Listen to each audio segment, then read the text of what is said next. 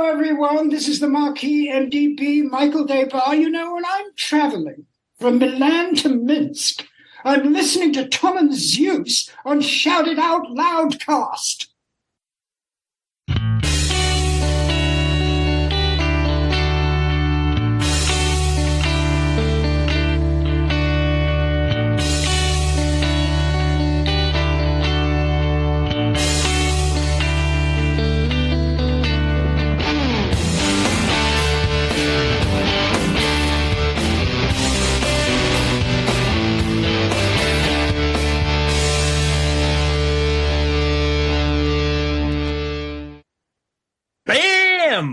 That's right. We're back with another episode of Dorm Damage, the show where anything and everything is on the table and the table gets smashed.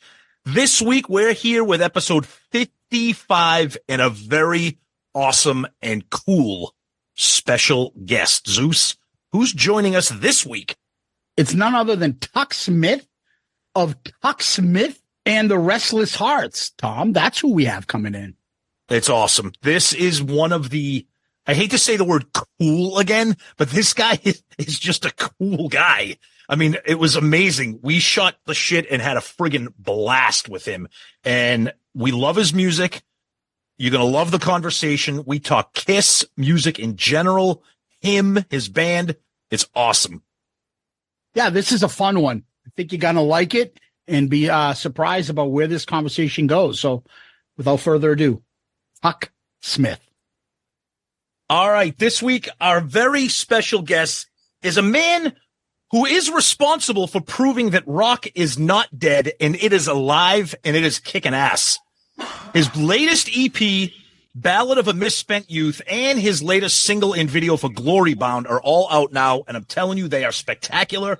He is Tuk Smith of Tuk Smith and the Restless Hearts. Welcome to the show, Tuk. Thanks for having me, man. I appreciate being on the Van Halen podcast. Oh, shit. My bad. It's Kiss, right? Yeah. Hey, we talk Van Halen, too. We talk everything on here, but we're happy to have you, buddy. I'm fucking with you. Hey, thanks for having me, guys. I'm happy to be here. So Awesome. We immediately off the bat have 3 connections with you and Kiss we put together. Yes. Okay. Number 1, you did a cover of Hard Luck Woman during the pandemic, I believe, right? Yes, I did. If you want, I can wait till all 3 connections to tell you about them individually. Sure. Because I probably have stories, yeah. Yes. Number 2, we saw you on the Kiss cruise. Yep. Number 3, there's a little star on your eye in your latest video, correct? Yep. Yes. And a little star childish kind of makeup there. So there's my 3, and I'm sure there are more, but those are the 3 that come off top of my head. Tell us a little bit about each. Yeah, there's definitely more. Sorry, the allergies are whooping my ass. And No worries. I apologize okay. for the cough. It's okay. All right, what was the first one? The cover. Yep. Yeah. Okay. So I've always been a huge Kiss fan. And I'm not what you would call the obsessive nerd like some of the Kiss guys, but I respect that. For me, it's more than casual, but not super fan. I'm somewhere in the middle, right? Okay. Major influence on me. So I didn't know the rules of engagement, obviously, when I did that Kiss song. It was strictly, we're locked in our house for 2 years. Yeah. And the label I was on was like, look, you can't release any original music. If you want to do a couple covers, they have to be big songs by big artists. You can do it. So my buddy Keith Nelson's that plays in Buckcherry. I'm like, yo, dude, you have a 12 string. Can you play that? And I'll do the vocals. We'll do a little cover. The most innocent shit in the world. Okay. Then I'm like, my buddy shoots videos and we're in quarantine or whatever. And I'm like, dude, let's just meet up. We'll do our COVID test. Come to the rehearsal spot. I'll dress like a Paul Stanley-esque character and we'll just film a thing for fun, right? Little did I know the backlash I was going to get from Kiss, crazy Kiss psychos for that. Because one, of course I know that Peter Criss sang that song. Oh, so that's where they came out. But I identify, like anybody who's into Kiss, they have their spirit animal. I'm Paul Stanley. That's who I am.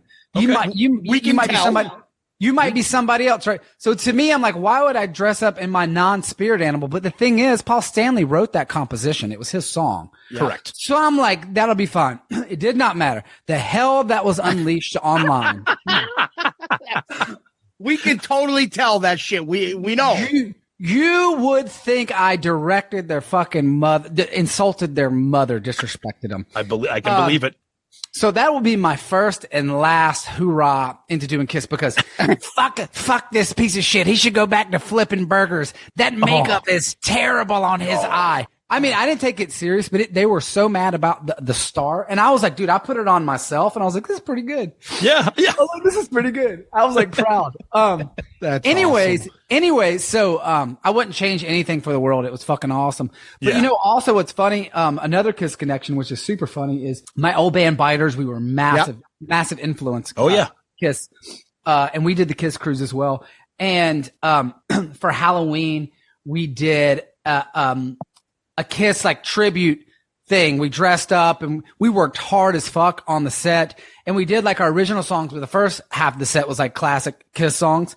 And, you know, my wife that I'm married to now is so fucking smart.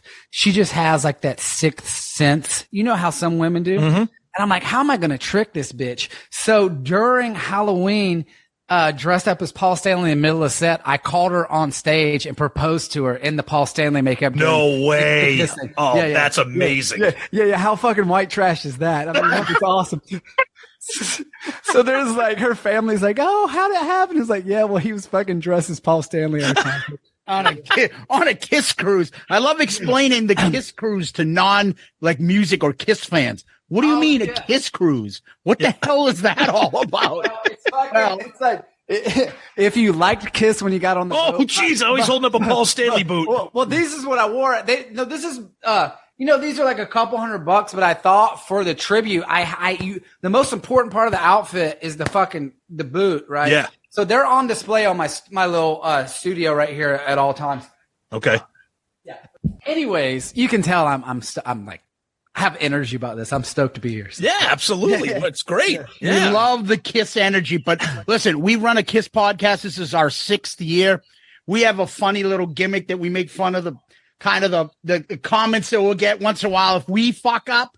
Yeah, even we fuck up. Well, you know, Ace did a solo on that, and somebody will write into us, what the fuck? That was Paul's solo on that. Yeah, it's awful. Like, I like it because I like weird people, interesting people, characters, and these guys are definitely fucking out of their minds. Oh, yeah. Okay, Kiss Cruise, that's the second connection, right? Yes. Yeah. So we were on the last 2 Kiss cruises. Yes. Okay, cool. So we didn't see your proposal. Yeah. Well, no, the proposal was in Atlanta at Star Bar. Oh, I thought it was on the cruise. Okay. No, I totally got confused. I thought it was on the Kiss cruise. No, it was at Star Bar on a Halloween show. Oh, gotcha. That's the only way I could fool. So there's pictures of that, which is funny. Kiss Cruise, man, fucking love it. Made a lot of great fans. Which I don't call them fans, I call them friends, because I try to meet everybody and talk to everybody. Yep. And we went over really, really well. My solo band and Biters did it as well, and it was fucking awesome for sure. How did that happen? How did you get connected with the cruise? Like, you just... I think that, my manager has some history with Doc McGee and his work there you go. Past. Yep. But Sixth Man also liked me and stuff, so I just think I'm a good fit because I play I'm very classic rock influenced. 70s is a lot of yes, so it just kind of fits. So okay, you want more Kiss shit? This is funny. So when I was writing for my first solo record, which actually got shelved, I went to California and I was writing with all these different writers. You try to get songs and shit, and you try to collaborate. So I ended up writing a song with Tommy Thayer. I like Tommy a lot. Some people hate. He's a great guy, great guitar player. We love him. And he's fucking amazing. He gets a lot of shit from I don't, man. Yeah. That is one of the coolest, most professional, talented dudes you'll ever meet. That's so awesome. We went. I met him. You go to his fucking house. It's got the Mexican tiled brick shit on it. It's fucking nice as fuck, dude. I grew up in rural Georgia, so you're here in California at this big thing. Yeah. And Tommy was so cool, and we wrote a song. Look, dude.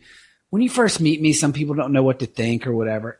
Once he got warmed up to me, he so excited. We wrote a killer song, and he calls me and goes, "Hey man, I really love this song. Can we go into the studio tomorrow and cut it?" Wow. And he fucking booked a studio in Santa Monica, and we went down there and we cut the song the next day after we wrote it. He was just so excited to do it. So if that shows you what kind of person he is. Oh yeah. Yeah. That's awesome. For sure. That's amazing. Awesome. So it was killer. So tell us. So we mentioned the Glory Bound video, the newest song, the newest single and video, which is fantastic. The video is friggin' awesome. But what prompted you to kind of throw in the little Easter eggs of the Kiss makeup in there? Well, like that was that Hard Luck Woman video. Oh, okay. Okay. And so what happened was the guy, the director of the video is one of my best friends, Video Raheem. Mm-hmm. And we've shot every video together through Biters. We did 3 for my last record. We've already did 2 for this. So we're very close. Yeah. And, because I'm an independent artist right now with no label funding, I've got to get very creative on my videos. Mm-hmm. And so the first video, Take the Long Way, my only call I had was signs with a marker, right? Yeah. So I'm like, okay, so you have to get clever with your budget. So this, I'm like, there's a lot of new fans kind of coming in and discovering me right now. So I'm like, how can we kind of show them my history? So we pulled a bunch of archival footage. That video is 10 years. Gotcha. Right? Okay. Yeah. It's 10 years long. So it's got, we went back to my hometown, to my high school that kicked me out fucking 3 times in a row. I went back to my dad's gym in my hometown. He's got a little, if you've seen the video, and it's got all this footage of biters and a lot of my friends, some of them that have passed. It was just, it was emotional kind of anthology thing. So we threw in that Kiss thing because it was cool. It was like right in the pandemic. And then, there's footage of me on stage with Cheap Trick and things, just stuff that's kind of been important to me. And Kiss and Cheap Trick have kind of been, just foundations. I've always listened to them. They've been huge influences. So to have those in there are as important as my friends. Yeah. Right? Nice. Yeah. So I'm going to throw out our mutual friend's name, and that's Jay from the Hook Rocks. Oh, yeah, that dude sucks. Yeah. Speak up. Right, so we're gonna be honest then. Yeah, I'm just kidding. No, he's one of the best guys. I love Jay him. has been promoting your shit for so long, and I'm not gonna lie. I am the type that I don't find new music. I go back and discover bands that I heard are great that I never got into, and I start going backwards and find them. So you are one of the few artists that I've listened to new that I'm like, holy shit, this is fucking awesome. So, and I got to give credit to him because he's the one who introduced us to you. And, you were also on the cruise, so we knew you and heard you there too as well. But I really got into it. And what I find that I like a lot of 70s artists, and I feel like your style is like a perfect niche in there. And there's so many 70s artists that come to mind. So, but I'd like to hear from you, which ones were your influences? Like influences things. Yeah. Well, first of all, let's give a shout out to not only Jay, but like even you guys for having me on the thing, because all this stuff really matters to me in relationships. And look, this industry is so fucking hard. You got to try to have fun while you're at it. So any kind of like community or stuff like this is super cool to me. So thank you guys. Oh, absolutely. Thank you. Shout out to our boy Jay. Yeah. I would say this, like, as far as influences, and I don't want to be long-winded, but there's reasons why people get into music and things. So, where I grew up in rural Georgia, my upbringing was kind of fucked up, and I really wanted to rebel from everything that was normal there, whether that be religion, status quo, politics, anything. So I immediately gravitated towards punk rock. And it was more like fuck the world, very anti-establishment. Which rock and roll was made to be anti-establishment. So what happened was I got into punk rock really heavy, like hardcore punk rock. And you're talking about 13, 14 skateboarding. And what that led me was to get into bands like The Clash and Buzzcocks and stuff. And that leads you into bands like New York Dolls. And so if you're a huge New York Dolls fan and then you go, one of my mentors that was quite a bit older than me that grew up during Kiss was like, you like the dolls and all this stuff. Check this out. And I remember on YouTube him showing me I remember it was a huge impact on me. It was like a core memory. He showed me, look, dude, I thought Kiss was like, I want to rock and roll all night. I didn't give a fuck about it. That was whatever, right? Because I'd only like seen in passing, like the more commercialized, Disney kind of version of Kiss. He showed me Old Gray Whistle Test, like had to be 74 or something. I don't remember. And they were playing maybe like Black Diamond or something. And it was so punk rock and energy, right? And it was pre-punk rock. And they were playing so fucking hard. And it was so outlandish. It connected with me immediately. And then the next thing you know, I'm getting blackout drunk listening to Deuce and Strutter. And it's like something you turn on at every party, pre-gaming, after the bar or whatever. Sure. And Kiss became kind of a soundtrack to my life. So that was a huge influence on me. Other than that, all that glam stuff, Slade, Sweet, Monte David Bowie, T-Rex. Yeah. Huge. I can see huge stuff. But I also am a massive power pop fan. And Cheap Trick is probably my favorite band. And then I went off on tangents to all these rare power pop bands and things like that. And so I really could pick almost any genre out of rock and other musics that I love. But, glam and power pop, hard rock, that kind of stuff is what really resonates with me. It's more song oriented. And that's kind of what I'm attracted to. I never really got into metal as much, because just my background, somebody like Phil Lynott from Thin Lizzy, he really spoke to me. On a songwriting level. And then when I really started getting into the art of trying to write songs, I started gravitating towards the Tom Pettys and things like that to kind of learn the conversational craft. But what I like to do, let's say with a song like Ballad of a Misspent Youth, that is me trying to write a Paul Stanley Kiss riff. Because when I listen to 70s Kiss, they were basically trying to do Rolling Stones riffs without Keith's tuning and standard tuning. And that's what made those early Kiss riffs sound like that. They sounded, if you played those early Kiss riffs with open tuning of Keith Richards, it wouldn't sound like Kiss. It's because those chords are so tight, and he does those. He's playing the guitar. Like it's that same shape, but it's in regular tuning, which is a fucking vibe. So So what I like to do is I like to pull like the song, like the storytelling aspect from like a Springsteen or a Petty, but then put it behind, a Kiss kind of riff or Cheap Trick kind of riff or whatever, and just kind of put influences. So I know that was long-winded. No. Awesome. I was going to say the only one I was going to add is a little bit of me, like, cause I get the country tinge. I'm a big country fan as well. So I get the little country tinge that you have, the little, almost like Bakersfield sound, a little Graham Parsons in you, and things like that. That's 70s kind of. I'm from the South, so I'm very, very Southern as it is. So that stuff, wears off on you big time. Gotcha. Yes. Gotcha. So I'm holding up. I'm a vinyl guy. Oh, cool. Me too. So I'm holding up the vinyl of this. Here we go. I was super excited that you offered a vinyl. But so when I'm listening to this, I mean, I can't stop listening to this record.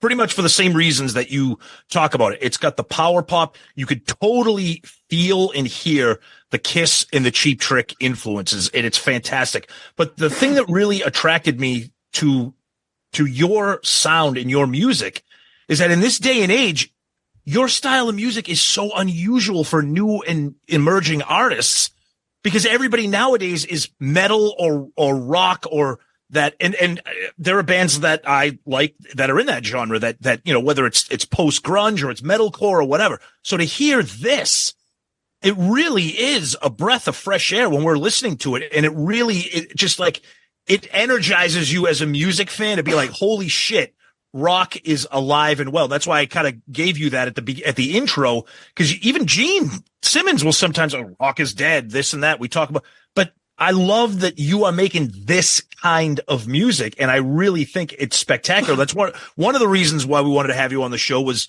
to promote you and expose you to our listeners. But selfishly, we wanted to talk to you about your music because it's just badass. Thanks, man. Yeah.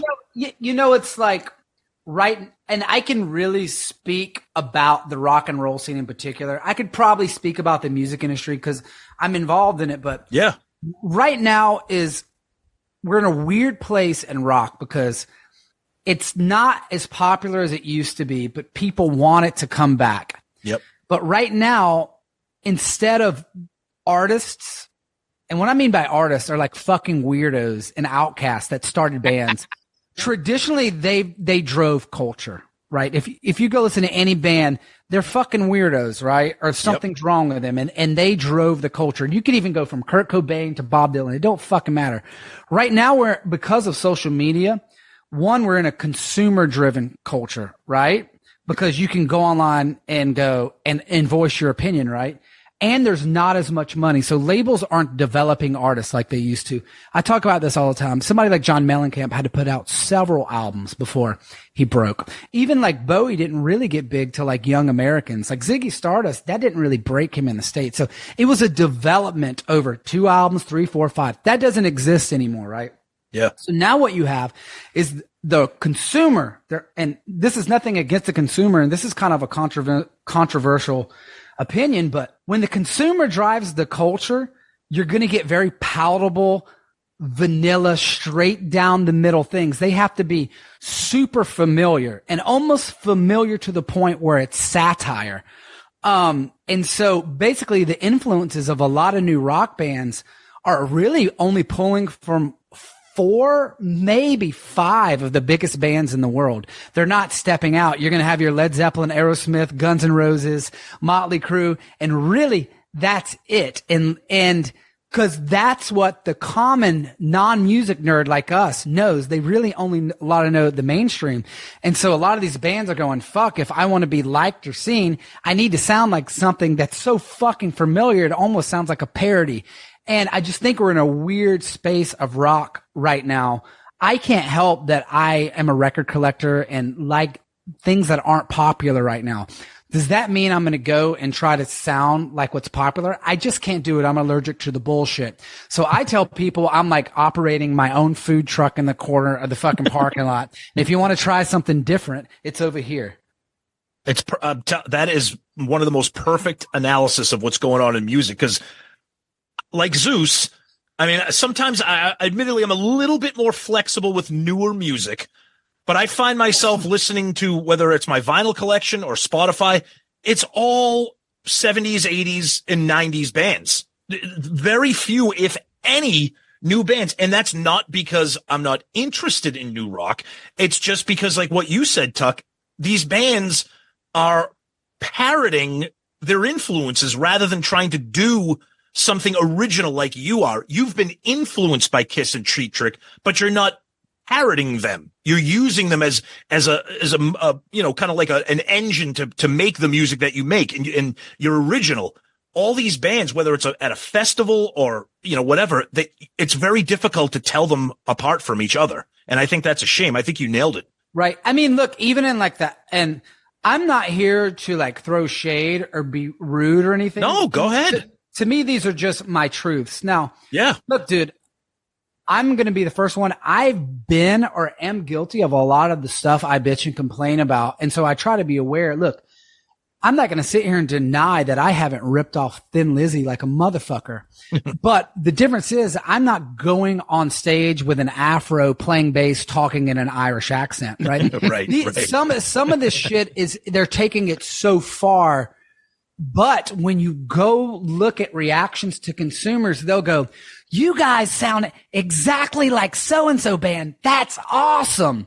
And to me, I'm going, I don't think you're talented and you work hard or whatever, but I'm like, fuck, man. Like, you know, so sometimes I feel like I don't have a place in this music industry, but I can't quit playing. So fuck it. We're just in a really weird time. And I think social media is kind of pushing us in that way because look, if you look at just like the 90s, you could turn on the radio, a rock radio, and on the same block, the same hour, you would have Green Day, Smashing Pumpkins, Nirvana, Better Than Ezra, fucking Pearl Jam, Gin Blossoms, Tool, all bands we love. Go ahead. But what I'm saying is like, it was so wide ranged and different, right? Yep, absolutely. When I take my song to radio, I just try to do a radio campaign for Take the Long Way. I have no format.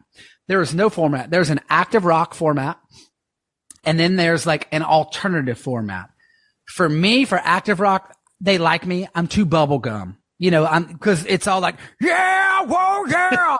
Or like, and I don't have anything against it, but like, and then you go to alternative music and it's more stuff like Lord, where it's not even rock. Yeah, right. Or like, there's some great bands, but it's more like what you would call like pop. So there's not really a platform for anything kind of different. And so if you want to survive, I know a lot of labels will tell their bands, you need to either go alternative or active rock, because those are really the only two platforms to survive in the mainstream. It's just a weird time, man. Yeah, it's funny because I subscribe to satellite radio, Sirius XM, and they have like a million stations with a million genres in niche things. And as we're talking, and I'm thinking of what you're saying in your music. So Octane is the channel on Sirius XM that plays quote unquote new rock, but all the bands that they play sound like bands that are impersonating the bands that were popular 5 years ago. They're like, so I'm wondering where would Sirius XM play Tuk Smith and the Restless Hearts? And I think you kind of answer that. It's like, well, you're not active rock. You're not alternative rock. So, but I think that's why I like it, because it is different. It's unique. We're not used to this. I mean all that as a compliment. Let me be clear. No, I'm fully aware of like the fucking situation I got in myself into with with really no home base. But Little Steven's Underground Garage has played me before. Okay. And he plays. Michael DeBarge runs that. Yep. Michael DeBarge is a budding friend of the show. We love him. I'm a huge Michael DeBarge, but not only Silverhead is one of my favorite bands from that. Yeah. Yes. It's such we love Michael. He's the best. It's such a travesty that they're not. I always say they sound like the bastard child of like Rolling Stones and Dead Boys, but more like satanic. Okay. You know what I mean? They were anyway, look, dude, the UK, even the radio over there, I was trying to push my last single to radio, and they're like, look, we love the song. We've supported you before, but there's a new Judas Priest and new Pearl Jam song. And so we don't have room. We don't have room for you. And that's what's happening, right now. Even like Spotify playlisting, editorial playlisting. Yeah. If you get one of those, it can put you into the algorithms and agents and labels and touring. They look at all that shit, right? There's no playlist that somebody like me could fit in. It just doesn't fucking exist. Yeah. And that's just something that I'm going to have to figure out how to get around and be clever. Yeah. Well, one of the ways you can figure that out is podcast. That's one of the ways that, music gets out there in knowledge, because that's how I got you. And then also you did something unique. You jumped on the Kiss cruise. Yep. I saw you there. And then I got a buddy that runs a podcast. Again, as I said, I don't get into new music, but when we were talking about it with you and like, we wanted to get you on the show, and I'm like, all right, where do I find this stuff? I go on Amazon. I fucking hate streaming. I fucking hate it. And because I want a physical product. I'm not going back to fucking vinyls again. You can do both. You can do both. You want a CD? So hold on a second. Hold on. Let me finish this. So I started with vinyls. I went to cassettes. I went to CDs. I'm not fucking going back. So that's my CD collection. As we were speaking, because I was listening to your stuff, because I can say a couple things. Number one, your songs. I don't give a shit what label I put you in. You do good songs. Some may sound like punk. Some may sound like power pop. Some may sound like alt country. I don't give a shit. I like your songs. I like your voice. I like your lyrics. I like the groove. I like the rhythm. It works for me. So I listen to you because I don't buy new shit unless I buy the CD. So I went on Amazon. I'm like, fucking unlimited music. I'm like, I'm not fucking streaming him from Amazon Music. As we're speaking, I had to use Spotify to listen to all your music. But as we're speaking, I'm like, the fuck do I buy this guy's CD while we're talking? I went to your website. Listeners, are you hearing this? That's where I got the vinyl. Website, and I'm like, oh, fuck, he's got it. And I just ordered the website. That was me that ordered it, by the way. So, Okay, that get off my lawn rant was fucking awesome, number one, but you could have solved this by just going to my website because I made CDs for motherfuckers like you. Then we would have been deprived of that rant. So that's not, that's the I'm whole not fucking going back. It's definitely I'm worth not. But I don't even listen to CD, but I want to give the artist something. I think streaming rips you guys off. So I want to buy a physical product. I have the physical product. I download it to my computer. Yes, I still have a CD drive. I put it on my iTunes library, goes to my phone, and I hear it anytime I want to put a Bluetooth speaker or in my car. Now I have it, and I paid for it, and the artist got something, and I have it for my library as well. That's how I do it. Now, I'm not going back to vinyl. I love that he loves vinyl. I wish I had a passion for shit that he has for his vinyls and sounds like you have for yours. To me, it's fucking ass backwards. Look. You're fucking cracking me up right now. I'm trying not to laugh because if I start laughing, but this is how we normally are. This is our show generally. This is what we do. Well, I fucking love it. Number one, there's a lot of salty motherfuckers like you that are CDs, and I know this because I get fucking angry messages on Facebook. They want CDs, so I always include you, even though you're like the 5%, because look, you have a soul too. You know what I mean? I don't want fucking streaming. I think it rips you guys off. I get into these arguments, people, because from what I understand, this is why concert tickets are so high. That's why concert shirts are so high. How else are you guys going to fucking make money? But that's why I agree. I do the same thing, Zeus. I mean, I know you're not into vinyl, but that's why I get it. But I support it. Right. I support Tuck by buying the physical product, and then I listen to it at home. I stream it. I do both. And I think that if you can buy a physical product, whatever your taste is, you should always do that. It's okay to stream, but I agree with Zeus. The artists physical products need to be bought. I agree. Yeah. If you're a fan of artists and really support them, selling the fucking t-shirts and the records and the vinyl means more. It's just a way more realistic metric that, because streams can be faked and bullshitted. So when somebody buys my record or whatever, or a CD, it really does mean a lot. And to your listeners out there, like, people, not everybody knows how the sausage is made in the music industry, but streaming, it's a necessity now. Essentially, you have to do it. I have to partake. But so people look, tomato, you got different tastes. I provide it. You bought it. Most of that money goes to me. And artists aren't getting rich. I'm not fucking going to the bar and buying fucking tequila shots at the titty bar because you bought some fucking vinyl. It all goes back into the business to make the next record, to press the vinyl and stuff. So, hey, greatly appreciate it. You're not buying a Bentley with the CD I just bought? What are you talking about? My van has 380,000 miles on it. So keep it going. Keep it going. Well, maybe this vinyl paid for an oil change, Tuck. I don't know. We'll see. Who knows? Thank you. But I do want to say this, and Zeus and I in the past, we've talked about streaming versus physical. I think streaming, if you can indulge me for a little minute here, I think streaming serves two purposes. I think it's a double-edged sword because I understand how it robs the artist of the physical product and sometimes, but I think it gives people an opportunity to explore new music at their fingertips that they might otherwise not be able to do. When we were growing up, in order to discover and listen to a new band, you had no choice but to spend the money. Now you can go on Spotify and be like, hey, I heard Tuk Smith and the Restless Hearts on Tom and Zeus. Let me check them. Oh, these guys kick ass. I'm going to go buy the vinyl. You know what I mean? So I think it does both. I think it does both. But then pay the artist more. I agree. Well, because most of the money goes to the fucking head guy who's a gazillionaire now. And all the artists are getting pennies. Right.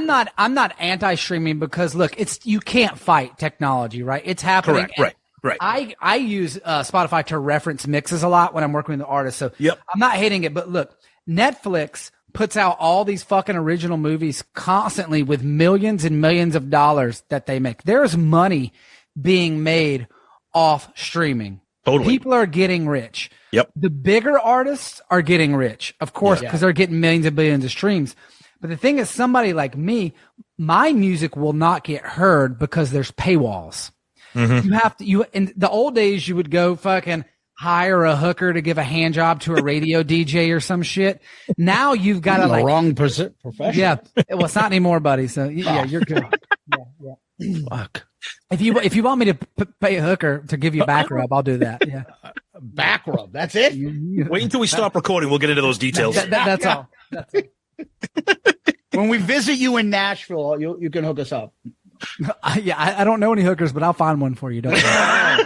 Hey, I do want to ask you. I do want to ask you something else. Kind of going back to your influences. So, forgive me if this isn't an influence, but as I'm listening to the Ballad of a Misspent Youth album, we checked off, Power Pop, Cheap Trick, Kiss, etc. But are you a fan at all, and have you ever been influenced by the Replacements? Because I hear some of that.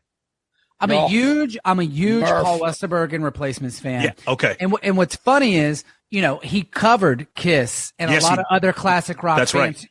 So I think it's just about the influences. Okay. Somebody who grew up on punk and then gotten the classic rock and stuff later kind of creates that sound. Somebody like a Jesse Malin is kind of the same way, or a Tommy Stinson. Yeah. So totally, yeah, that's a really good ear. Yeah, cool. So that means you could have been on the single soundtrack, right? That's what we're thinking. Oh, that's one of our favorites. So, what's funny? I'm the guy that once a week, sometimes multiple times a week, man, you were just born in the wrong era. Man, you're very underrated. Why aren't you bigger? What's wrong? Yes. It's cool, but after a while, I'm like, God damn it, is it me? But, look, it's nothing I can control. I would rather just have a core fan base that loves what I'm doing instead of trying to compete in the fucking rat race and keep up with the Joneses. Yeah. That's cool. I mean, that kind of freedom must be, it must be nice. I've read your bio on your website and everything, and it must be nice to, like you said, you're not held hostage, quote unquote, by the labels, by a huge management team, that you can be who you want to be and do what you want to do. Yeah, especially release music at my own pace. Look, I've been doing a lot of podcasts lately because people just want to hear me talk shit. I have a great time. I love it. So if I'm repeating myself, on the podcast, I'm sorry, but I'm very blessed. Like, I produce records to make a fucking living, and it's a hustle, man. But the good thing is during that, I learned how to make my own records, and I can record 75% of my record myself. Nice. So that's a luxury most artists don't have. If I couldn't do that, I don't think I could be independent right now. So that's a very blessing. Now, it's also a curse because I could sit here in my underwear and do 500 vocal takes and not even know what the fuck's going on. So yeah, the freedom is great. Look, man, because we're on a Kiss thing, I could reference it all day. I think somebody like with TikTok, right? Now, my personality and the total sum of my upbringing and experiences don't lend well to the gimmicks on TikTok that spike the algorithms that people like. Right. It feels disingenuous to me. Okay. That's not hating on people who do it, because if Paul Stanley was putting Kiss together right now, he would be all over TikTok posing and doing all the. Did you just do a shit. Paul Stanley pout look? Yeah, but what? Yes, I did. Yes, I did. Awesome. But he'd be like, "This is Kiss on TikTok, right?" So all I'm saying is, like, you have to be genuine to you, right? And so what I'm finding is a lot of people are like, "This feels disingenuous to me, but I'm gonna fucking play these games," and that's where I get allergic. The labels have this one size fit all kind of curriculum. Yeah. You've got to do a top 40 cover song, and then you've got to lip sync this and do this bullshit. And for me, it felt like I was drinking poison. So I said, fuck it. Now, that's probably one of the reasons why I'm not as big as I'd probably think I should be, because I can't fucking play the game. So more power to the artist who it feels good to go do the song and dance. More power to them. Yeah, and not to say compare, because it's completely different. We know exactly what you're talking about. There's games and shit when we first had to learn how to do this podcast stuff, where to go, how to do things. And eventually we're like, we can't play this fake shit. So Tom and I were college buddies.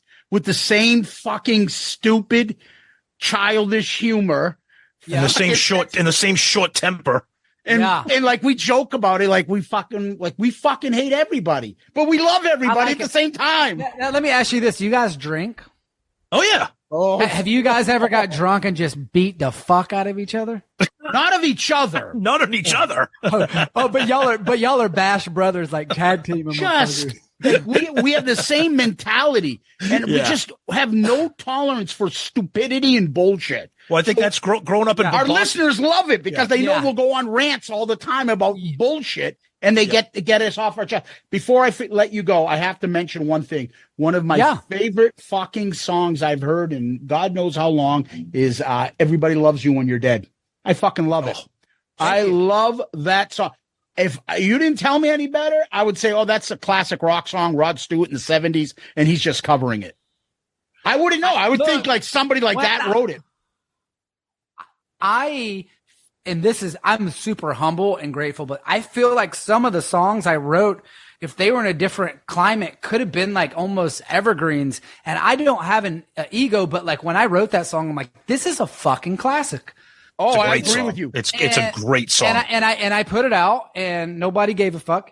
And it was, and it's just like, you want it to get heard, you got to dump a bunch of money into Instagram or whatever. And it's just like, fuck all that shit. So for you to say that, it means the world to me. It'll come around. And then for me, somebody will pick it up something. You know what will happen? It'll be like some fucking smart guy will throw it in the background scene of a TV show or a movie. And then everyone's going to be like, oh my God, who wrote this song? And shit like that. Right. And all of a sudden you're Jeff Buckley, not his final. Well, then I am buying the hookers. Yeah. But I mean, the talent is obviously there. And as soon as I pick up, I don't like music right away when I listen to an album. I need to take a few times, unless it's super catchy and hooky.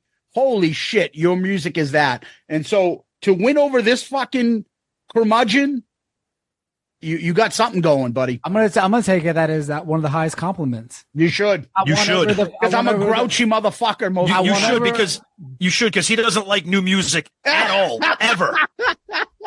And I know he's not blowing smoke, Tuck, because when he first got it, he texted me and he goes, "This album is fucking awesome." Have you fucking heard this? Yeah. He's like, yeah, I listen to music, you asshole.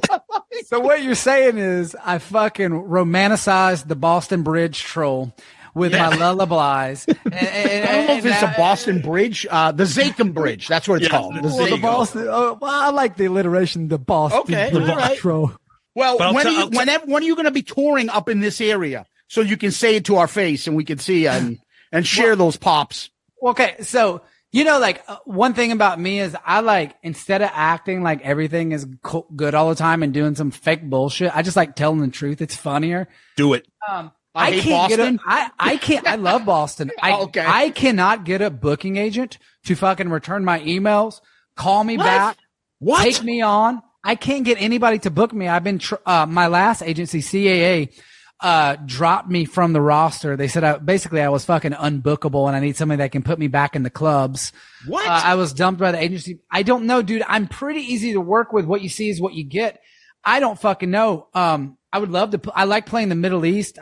My old friends play Boston all the time. You played the Middle East in Cambridge? Yeah, I love many Boston. A drunk nights on that area. I just can't get anybody to fucking book me shows, and it's really disheartening at this point. I mean, my manager, he's like, I'm super frustrated. So how does that work? And help me out, because in part of my ignorance, you say I can't get anybody to book me. You said you have a manager. The manager can't call up a couple of the bars and clubs there? Well, and they're like, we're all set.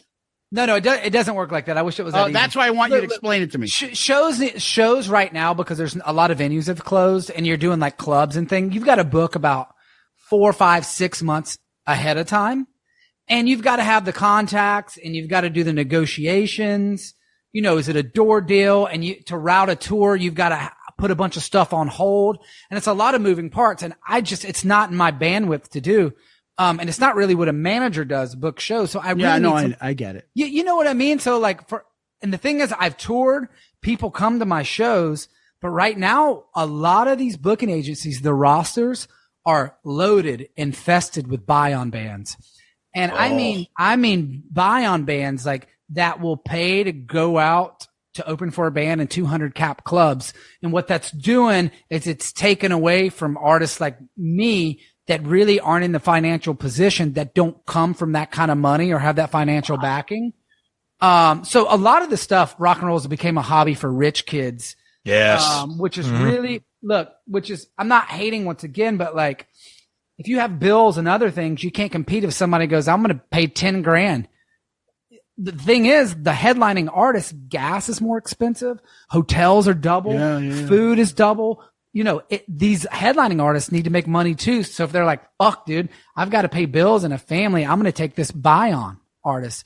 And so that's another kind of weird thing we are in the industry right now. And a lot of, even if I got a tour, a lot of the opening spots don't even pay enough to cover your fuel. And if you go, I need more money, they go, there's 1,000 bands willing to play for free and 1,000 more willing to pay. That's a direct quote from one of my agents. Oh, that sucks. That sucks so bad because we live in the Boston area. I live in southern New Hampshire, right over the Massachusetts border. Live free or die. That's right, baby. Yeah, Between the Boston area and southern New Hampshire, the amount of rock clubs and small venues that are opening up, they're booked every weekend because even if it's a band that you don't know very well or that you don't know at all, it's something to do on a Friday and Saturday night, and you could discover new music. And It sucks that you're down in Nashville and that you can't get up here, because I know the appetite for music, live music where we live. It's crazy. There's so many clubs around here where people hang out on the weekends, just go see bands, whether discover new bands or a legacy act. So we would love for you to come up here, hopefully sometime soon, man. Look, dude, I'm booking a couple shows now myself, but I think in May I was on tour with Jared James Nichols, and dude, we tried to get a show in Boston for fucking weeks, and we couldn't make it happen because that's crazy. We didn't have that direct relationship with the buying. Buyer, the club, like a booking agent would. So, look, dude, I'm going to find one. I've got a guy helping me out in Europe. I'm going to go to Europe and tour a little bit. Cool. But man, I would love to. The northeastern corridor up there is my absolute favorite area. East Coast is. Yep. Being from Atlanta and stuff, it's considered East Coast, even though it's the South. Yeah. It's what I like. So cool. Sweet. Cool. Well, he's Tuk Smith from Tuk Smith and the Restless Hearts. His new album or EP and video, we've been raving about it. Please check him out. Tuck. He's pulling out some of his stash right now. Well, I was like, weed? We were talking about record. Go ahead. I love I got all three of the Silverhead versions original. You know what I mean? Holy shit. Wow. Prized. But I want to show you I found this in Prague on tour, and my last podcast I was on asked me what my prized possession. Fuck. Because you guys like Michael DeBars, right? Oh, yeah. He's a friend of the show. Yeah, he's a friend of the show. I was in Prague, and I like collecting records and shit. And I spent a week's worth of per diem on this record. It was not cheap, but it's one of my favorite. It's a Japanese import, the Silverhead single. Wow. Here's the thing. I mean, come on, dude. And it's rare. Fuck, you get that? I got it in Prague. Shit. That's incredible. I'm going to send that to Michael. I'm going to show him a photo of that. Me and Mike, what's cool, I've been talking shit on social media. What's cool is I'm able to connect people like Michael DeBars and become friends with them through fucking Instagram and stuff. So how cool is that? Yeah. I mean, it's the same thing. He's fucking fantastic. Yeah. And we love him specifically. We got more into him because of his whole fucking Seinfeld skit. Yeah. That motherfucker, you were talking about a Renaissance man. He was able to put all his demons on a leash. Yep. But that motherfucker. Did you see that Amazon special of his? I loved it, dude. When he came in there when Stones were recording and started singing, dude, I just God damn, what a motherfucker, dude. Yep. Yep. He's awesome. Well, he's. Anyway, hold on. I'll wait for him to put all that stuff away. Then we'll cut. I'm good. No. I was just gonna say, Tuck. Before we let you go, why don't you plug all of your stuff and tell people where they can find you and buy your merch and support you, and where can people hear more about you? Cool. All right. So any of the regular social media platforms, I'm active on Facebook, Instagram, and Twitter. TUK Smith. You can find me. And you can get links to my merch and stuff. So all my merch is on merchmountain.com. And that's linked from my website, Tuk Smith and the Restless Hearts. So look, I try to respond. You leave a comment, I'll try to respond. I try to engage and be there. So hit me up. Let me know any merch you guys buy helps me tour and get to Europe. So is that all the plugging for that? What else did I leave out? Perfect. Okay, cool. It's good. He's Tuk Smith from Tuk Smith and the Restless Hearts. Check him out, buy his merch, and enjoy his music the way we have. Tuk Smith, it has been a pleasure. This has been a blast. Thank you so much for spending some time with us, buddy. Appreciate it. You guys are awesome. When I get to Boston, we'll drink a little bit of that fucking bean juice and talk some shit. Yeah. You know what I mean? Hell yeah, we will. Thanks, buddy. Brother. All right. Thank you, guys.